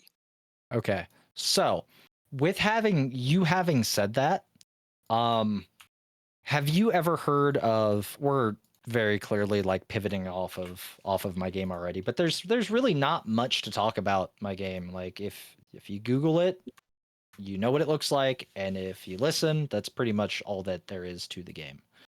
But because of the way that Doom is designed, or coded like the way you said, the code runs off of pi. The entire coding sequence runs off of pi. A lot of things run off of pi. Simply because like it goes to an infinite. It's a mathematical equation that can extend to, as far as we know, an infinitesimal decimal point. Have you ever heard of non-Euclidean doom? That sounds interesting. I know what that Yeah. means, but I'm not Okay. about Doom. I just linked the video for both of you to watch, or Cameron to watch if you're interested at some point. So because it is rendered not in real-time 3D, if you change pi in the engine, really fucking wacky shit starts happening. Like, you go forward. I don't know how to explain. It's non-Euclidean, so what I'm about to say is stupid. Like, you would literally have to see it to understand it, but it's a real thing. You go forward, but the walls get further away from the space enlarges, but you're still getting closer. It's the wackiest fucking shit. It's a fairly long video, but it's really fucking interesting. I'm sure somebody in the comments probably. Oh god. I'm The giving it a dude, watch now. yeah, the dude. It's a 19-minute video with no chapters, sadly, but the guy gave it at a conference. But you can kind of see where in the view section, like where the most views are, where the interesting points are, and the most replayed. But like there's one section where like he starts running forward and the floor is moving backwards, but he's still getting closer to the walls. It's so fucking wonky, dude. But yeah, that's what I have for Bolt Gun. This episode has been all over the place. I mean, But- I knew how fucking chaotic the past couple weeks have been, so I wanted to bring a couple of just make blood happen type games. There's not a whole lot to talk about it. It's more of a, here's the premise. Trust me, it's awesome. Go play it. It's fun. Yeah. So. Simple and fun. Now, if you want to actually listen to me talk for 5 hours about 40K, I can bring next time I can bring oh shit! It just came out not too long ago. What's it called? Dark Tide? Nope. No. That's the only other Warhammer game I'm aware of. It's a CRPG, and it just came out not too. Rogue Trader. It is the Baldur's Gate 3 of 40K. Okay. God knows there's a lot to talk about there. I'm surprised nobody's talked about for Baldur's Gate yet. Oh my god. Dude, are you watching the video? It's like playing Doom on acid. What? What? Not that I have any idea what that would be like, but that's what I think it would be like. So that's all I have for Doom adjacent things. That is no. wonky. Okay. Can I download this somewhere? What the? Oh, I don't know. Especially it was probably like it just, I don't know, because he's at a conference. If I remember to, I will happily provide the link for the video that he is currently watching in the show notes for anybody that wants to. Okay. Doom comes up a lot on this fucking podcast. Does anybody notice that? Talk about Doom on pregnancy tests, Doom powered by potatoes, Doom on a calculator, this, all in different episodes. It's a game that keeps on giving, man. Like that's all there is to it. Yeah. It's been around. I mean, for... Doom was kind of like a culture. It was like a culture shock in a lot of ways for video games. I feel like. Yeah, emphasis on the shock thing. Like it thrust video games as a whole into a very controversial spotlight. I was actually getting ready to talk about that. So, the Columbine massacre, super awful tragedy. When they were investigating the houses of the shooters, they found that they had been playing Doom, and at that point in time, Doom was open source and they had map editing software, these people made a map of their school to practice. Mm-hmm. Jeez. Yeah. So obviously Columbine is that put a pretty interesting topic to do some research on. so that obviously put video games in a very bad spotlight because it's like, oh well, this game's super violent. Look at what it made these people do, Yeah, and we're that's still that, getting and that repercussions of that. yeah, that's probably a reputation that gaming will never outlive, honestly.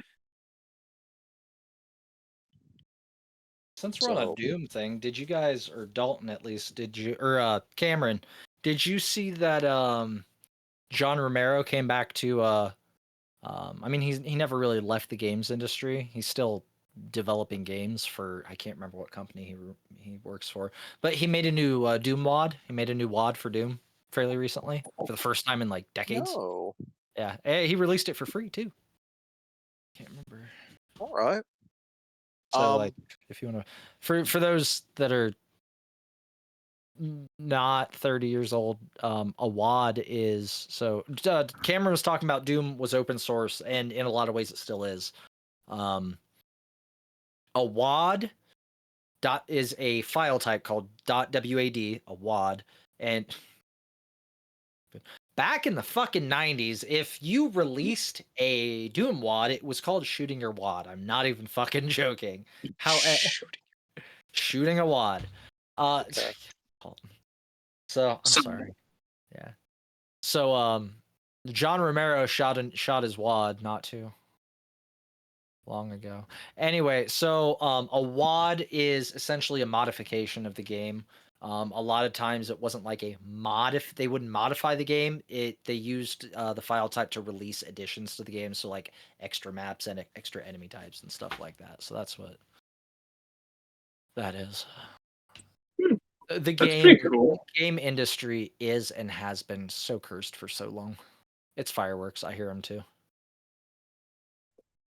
I don't know why. I figured I knew why you were looking like that. Oh no, mine's an ambulance or a fire truck.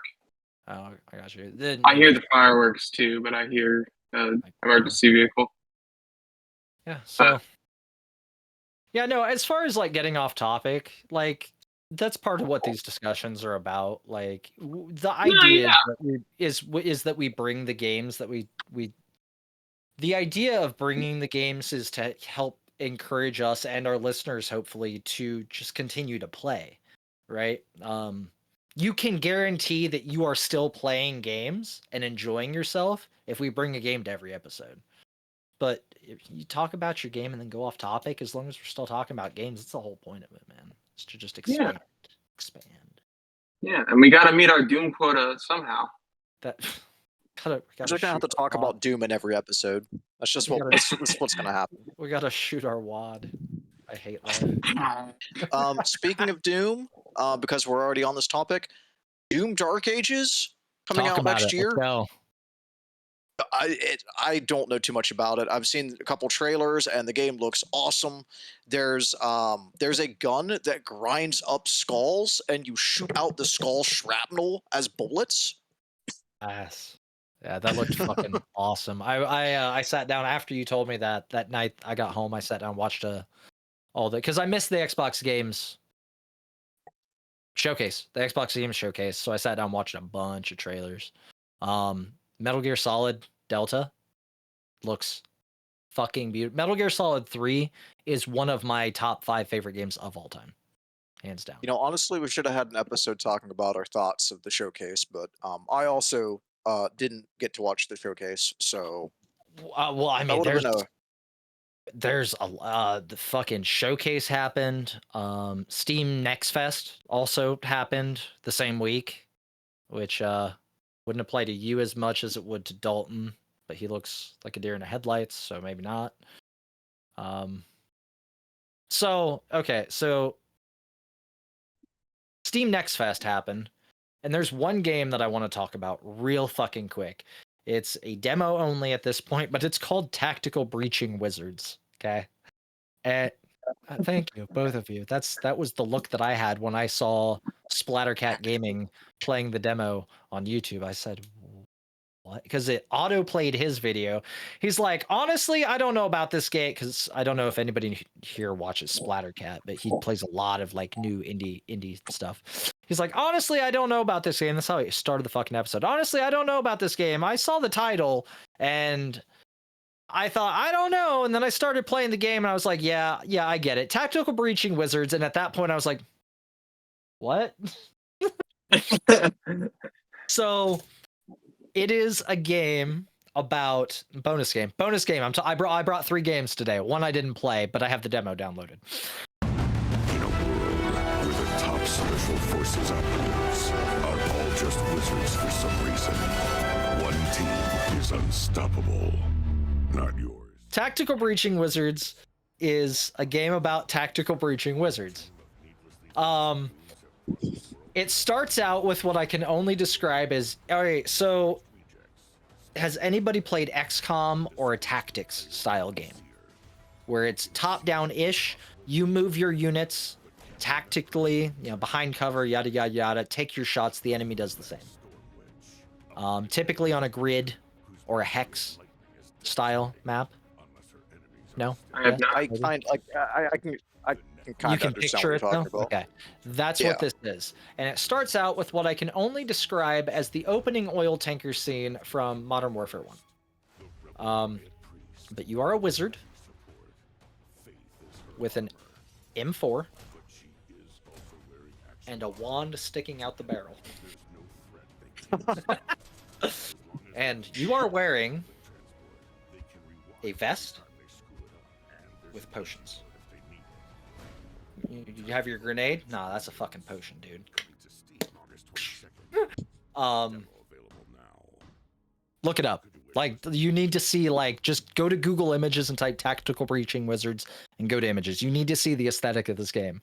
It looks kick fucking ass. So what it is it's a tactics style game where you are essentially a wizard that is special forces. Or more specifically, you are special forces that is a wizard. The aesthetic is special forces first, wizard second. But it just looks really fucking cool, right? Oh, Your cool. Your robe is like camo. It's so fucking cool, dude. Oh man, that's cool. I don't really know how to explain it past this, but it looks really, really fucking cool. The demo is only like a level or 2 long. It seems pretty heavily narratively driven because the second level, after the spoilers, the oil tanker mission goes sideways, and then you're back at headquarters, and then you go to a local police station to help with something, but they're really fucking unhappy because you just barged in. You teleported in to the like police only area when you're not a police officer, and like the officers are like really not fucking happy that you just teleported because like they're not wizards, they're just dudes, right? Wizards are a special thing, so they're like, the fuck are you doing? Get the fuck out of here. You look at it, it's free. The demo is free on Steam. It was part of Steam Next Fest. I'm super excited for a full release. There's a screenshot that I'm looking at right now.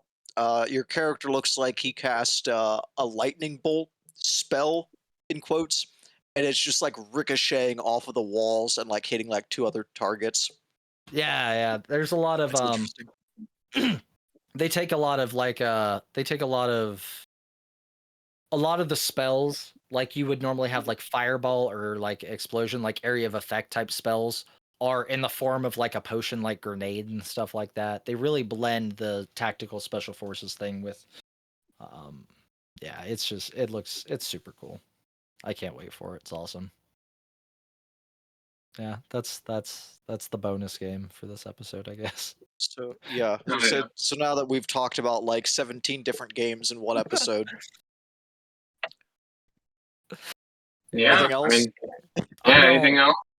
I'm just gonna keep talking at this point, man. No, I don't have anything else. If Daulton wants to go into whatever the hell we have left.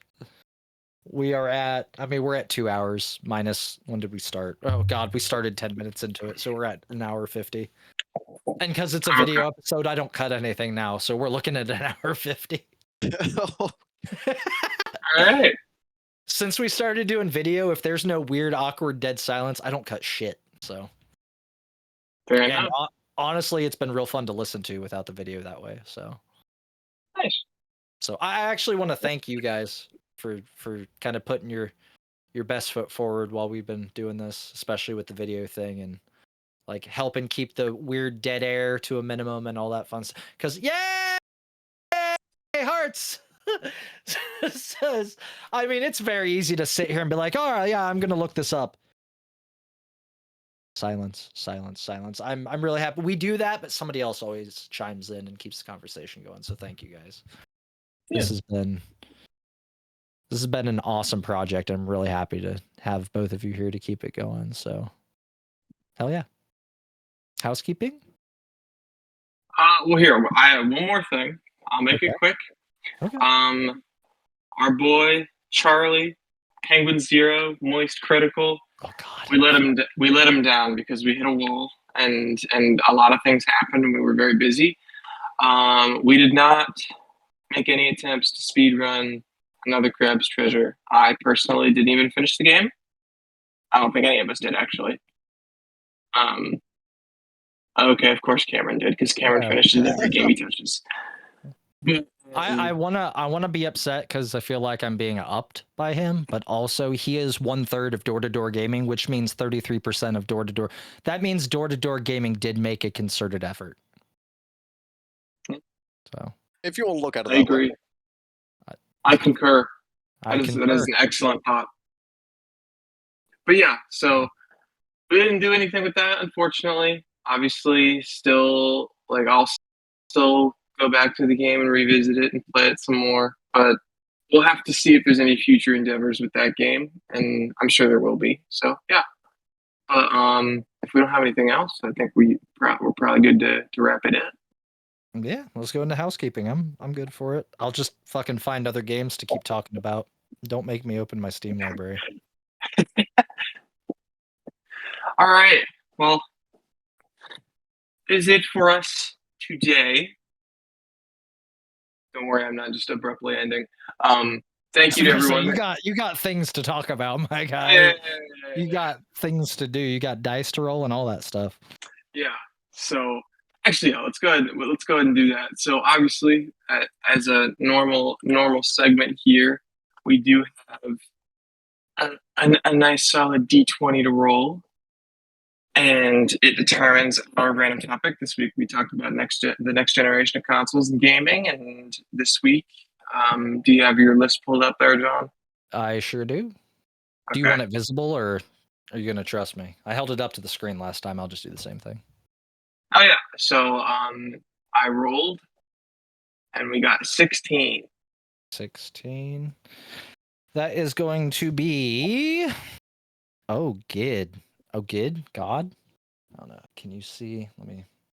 I cannot see that. It is going to be hard games and the difference between art and blunt force.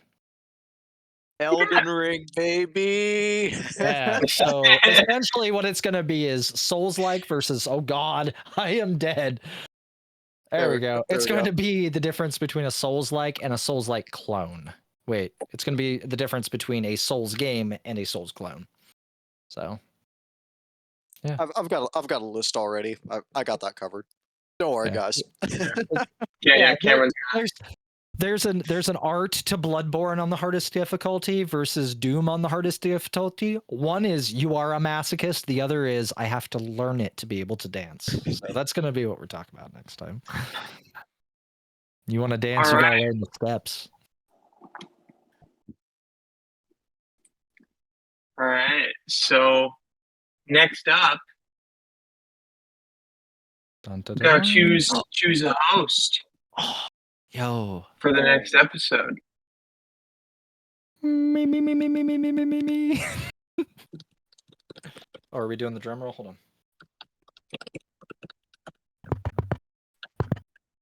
I'm sure this is gonna come through on the microphone. Excellent. There we go. I'm going with John. All right. Hey, who was the host before you? I have no clue.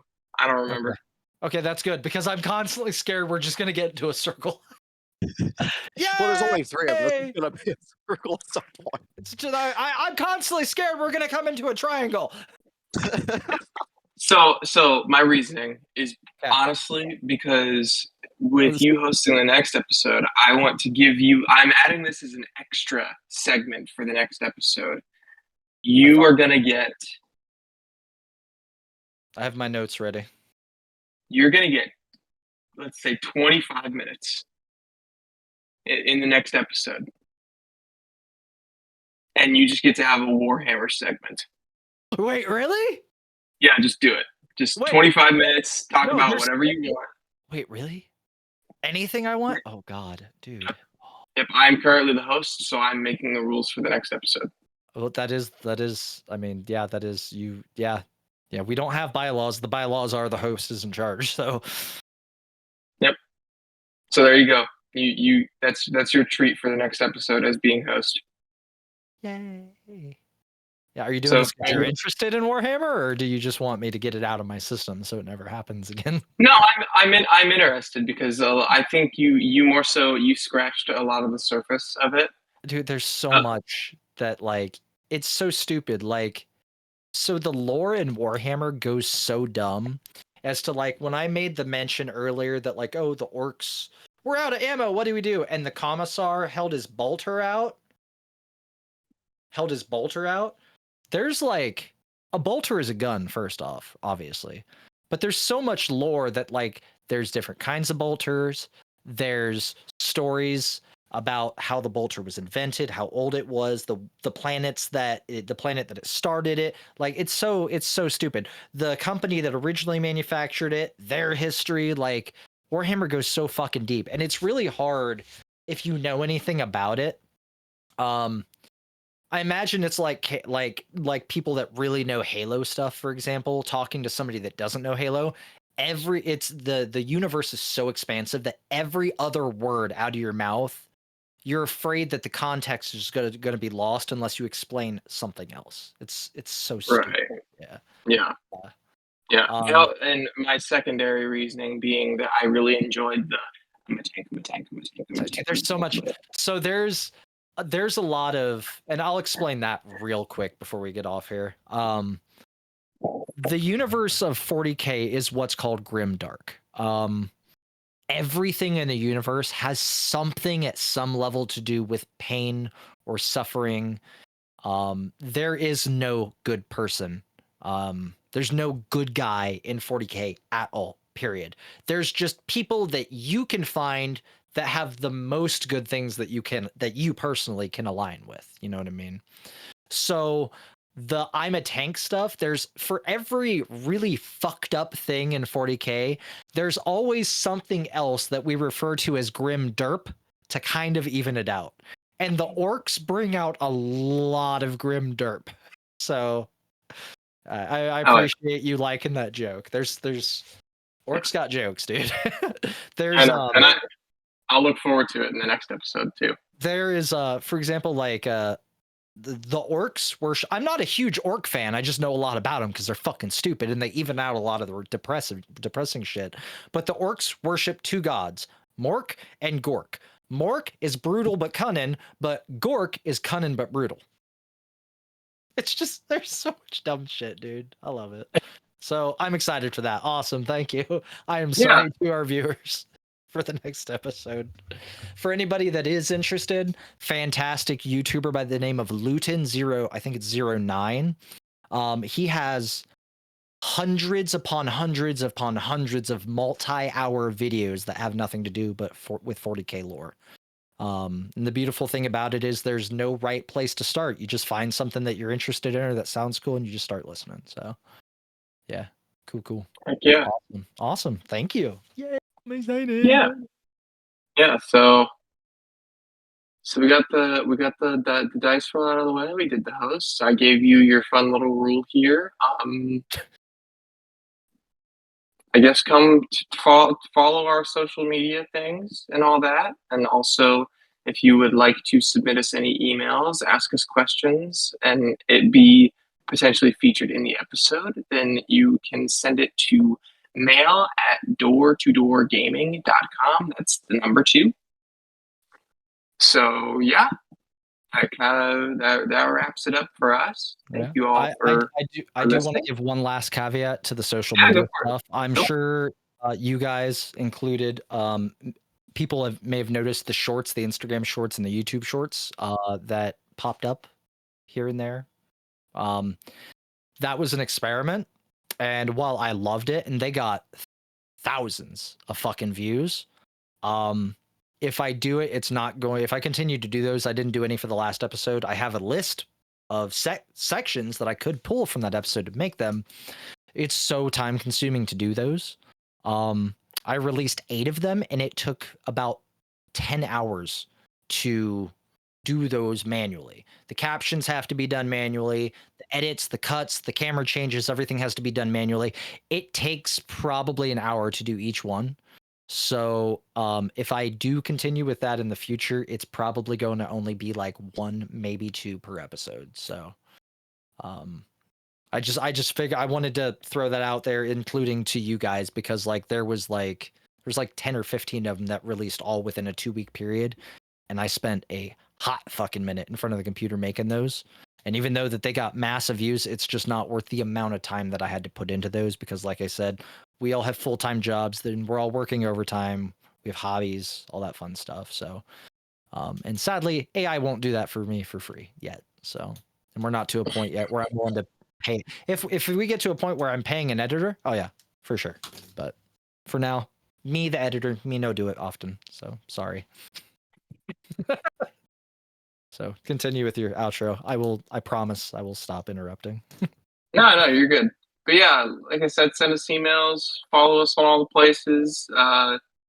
Be sure to rate. Do we have ratings on Spotify? There are no ratings on Spotify. However, I did check our Apple Podcast reviews and ratings recently, and we do not have any now. But okay, rate our podcast. Yes. Make us look good. Bump us into some amount of an algorithm. I'm sure that would be nice to have new people and more people. So yeah. Show 2 people our podcast. Everybody that listens, show 2 people our podcast. If you have 100 people and each one of them shows 2 people their podcast, and those people show 2 people, word of mouth is amazing. So. Oh yeah, agreed. Sounds like a war zone outside my. Yeah, it sounds it's quite active here as well.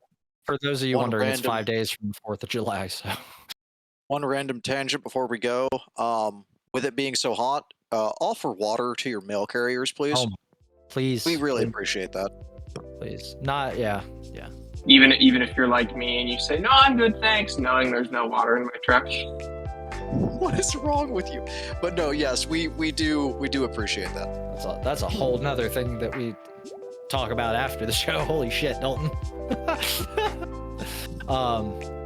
New that's it. that may listen, never turn down water, because the houses that offer you water, if you turn them down, they'll stop offering. So even if you have 10 bottles of water in your truck, take it.